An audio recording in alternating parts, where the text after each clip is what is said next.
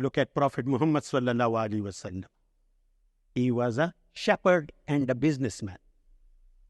Professionally, first he stabilized himself. Then he became the manager of Khadija.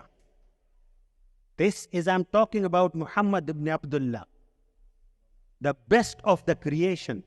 This is the sunnah of Allah. You can't walk down the path of Allah unless you follow this route. First, he established himself professionally. Then he became manager and husband of Khadija. This was arrangement by Allah to establish him financially. Is it true? Is it haq? Then he was established socially. He became Amin and Sadiq.